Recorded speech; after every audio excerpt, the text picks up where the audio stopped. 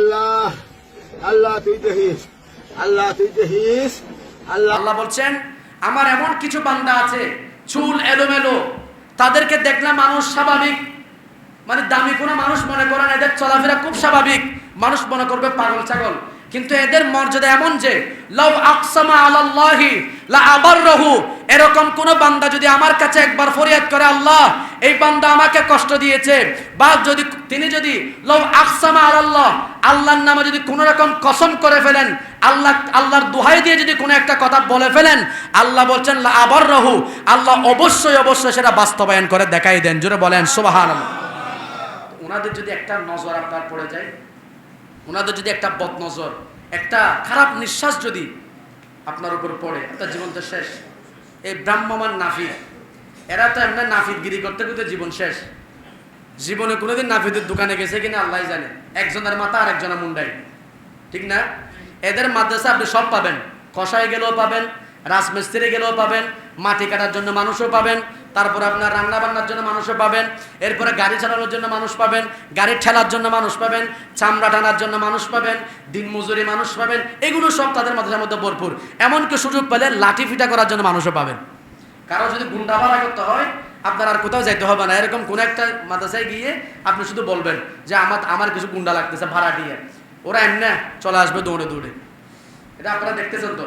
আপনি একজন মাদ্রাসার ছাত্র, আপনার সাথে লাঠির কিসের সম্পর্ক? তোমার তো কাজ ছিল পড়ালেখা করা, উগ্রবাদিতা তোমার কাজ নয়, উগ্রবাদিতা তো ইসলামের কাজ নয়। ইসলাম তো মানুষকে শান্তির শিক্ষা দেয়। মুসলমানের উপর লাঠি নেওয়া এটা তো একমাত্র ইহুদি খ্রিস্টানরা করতে পারে। যেভাবে ফিলিস্তিনের মধ্যে ইহুদিরা নিষ্পাপ শিশুদের উপর আজকে আক্রমণ চালাচ্ছে, নির্দোষ মানুষের উপর আক্রমণ চালাচ্ছে, আজকে আমাদের দেশের মধ্যে তৌহিদি জনতা নাম দিয়ে তারা স্বাভাবিক সাধারণ মানুষ যারা রাস্তার মধ্যে চলাফেরা করতেছে তাদেরকে জোর করে করে মাথার চুল কেটে দিচ্ছে। জোরে বলি না নাউজুবিল্লাহ। এই শিক্ষা আপনাকে কে দিল? ব্রাহ্মমান নাফিতের দায়িত্ব নিচ্ছেন, চাইলে একটা সেলুন খুলে দেন না, সেখানে গিয়ে ব্যবসা বাণিজ্য করেন। আপনাকে কে বলছে স্বাভাবিক মানুষদেরকে এরকম কষ্ট দেওয়ার জন্য? এটা তো ইসলাম কোনোদিন সাপোর্ট করে না। এই শিক্ষা আপনাকে কে দিল? লেখাপড়া করেন, লেখাপড়া মাথার মধ্যে পাগড়ি বেঁধেছেন, আপনি তো রসুল পাকের পাগড়িকে অপমান করেছেন, এজন্য আপনার ঈমানও তো থাকবে না। রসুলুল্লাহর পাগড়ি দিয়ে মানুষকে কষ্ট দিচ্ছেন, তো এটা তো আপনার ঈমান চলে যাওয়ার জন্য এতটুকুই তো যথেষ্ট। জুড়ে বলি না নাউজুবিল্লাহ। সুতরাং এই ধরনের যারা করবে এদের সাথে ইসলামের কোনো সম্পর্ক আছে? দুষ করবে তারা, গোটা দুষ্টা আসবে ইসলামের উপর। এখন মানুষ বলে যে মুসলমানরা উগ্রবাদী। মুসলমান কি আসলে উগ্রবাদী? মুসলমান তো শান্তিপ্রিয়, যে শান্তির শিক্ষা আমার নবী দিয়েছেন। মুসলমানরা কোনোদিন কোনো যুদ্ধের মধ্যে আগে থেকে কোনো আক্রমণ করে নাই। এরকম কোনো ইতিহাস আপনি দেখাতে পারবেন মুসলমান আগে থেকে কারোর উপর আক্রমণ করেছে? এখন তারা কথা বলার আগে লাঠি বের করে, এটার নাম তো ইসলাম নয়। আপনার যদি কোনো সংশয় থাকে আপনি কোরআন হাদিস নিয়ে মোকাবেলা করেন, আপনি কথা বলার আগে লাঠি বের করেন, সন্তানদেরকে আপনি শিখেন উগ্রবাদিতা। আপনার ছাত্ররা যদি এত উগ্র হয়, আমাদের মাঝে মাঝে প্রশ্ন জাগে এদের টিচাররা শিক্ষকরা কত উগ্র হতে পারে? এগুলো তো শিক্ষক থেকে তারা শিখে। আলহামদুলিল্লাহ আমরা, আপনারা বলেন, আমরা জামিয়া আহমদিয়া সুন্নিয়া কামিল মাদ্রাসার ছাত্র, আলহামদুলিল্লাহ আমরা বুক ফুলিয়ে বলতে পারি আমরা ইনশাআল্লাহ কখনো বিনা দোষে কোনো মানুষের উপর একটা থাপ্পড়ও লাগাই না। এটাই তো ইসলাম।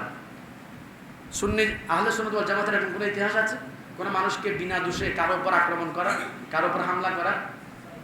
এগুলো কেন করবেন? সুতরাং আমি আপনাদেরকে, আমার কথা যারা শুনতেছেন বিভিন্নভাবে, সবার কাছে আমি এই আহ্বান রাখছি, ইসলাম মানুষকে উগ্রবাদিতা শিক্ষায় না। ইসলাম মানুষকে শিক্ষা দেয় সম্প্রীতি, মানুষে মানুষে ভালোবাসা, মানুষে মানুষে আপনার আন্তরিকতা, মুহাব্বত, হৃদ্যতাপূর্ণ সম্পর্কে, এটা ইসলাম শিখিয়েছে। আপনারা যেটা করছেন এটা ইসলাম নয়, এটা ইসলামের নামে ভণ্ডামি করা, ইসলামের নামে ইসলামকে দোষারোপ করা। আল্লাহ এই সমস্ত মানুষ থেকে আমাদেরকে হেফাজত করুন, সকলে বলে আমিন। আমার আল্লাহ এই জন্য আমার রসুল বলেছেন আলা আদুল্লুকুম আলা আহলিল জান্নাহ, আমি কি তোমাদেরকে জান্নাতের লোক কারা বলে দিব না? তো সাহাবায়ে বলেন অবশ্যই বলবেন। রসুল পাক বললেন কুল্লু দাঈফিন মুতাদাঈফিন, প্রত্যেক দাঈফ, প্রত্যেক দুর্বল, প্রত্যেক অসহায় মানুষ, এই যে যারা পাগল, ওদের জন্য শরীয়ত কি, দ্বীন ইসলাম কি, ওরা কি এগুলো বুঝে? ওদের জন্য তো কারণ শরীয়ত নাই, আমাদের জন্য আমরা মস্তিষ্কওয়ালা, আমাদেরকে আল্লাহ ব্রেন দিয়েছেন, সুস্থ রেখেছেন, এজন্য আমার জন্য নামাজ, আমার জন্য কালমা, আমার জন্য হজ, আমার জন্য যাকাত, সবগুলো, এগুলোর প্রত্যেকটার পিছনে একটা আছে, এটা হচ্ছে কি থাকা? সুস্থ থাকা। এখন এরা তো অসুস্থ মানুষ, দৈহিক মানুষ, দুর্বল মানুষ, আপনি তাদেরকে চুল কেটে দিচ্ছেন, এটা তো হতে পারে না। তা আমার নবী বলছেন কুল্লু দাইফিন মুতাদাআফিন লাউ আকসামা আলাল্লাহ লা আবাররাহু। এই ধরনের মানুষ যদি আমার নামে শপথ করে, আমি তাদের শপথকে অবশ্যই অবশ্যই পূর্ণ করে দিই। জোরে বলি না সুবহানাল্লাহ। সুতরাং এদের একটা নিঃশ্বাস যদি আপনার উপর পড়ে যায়, আপনার জীবন শেষ হয়ে যাবে।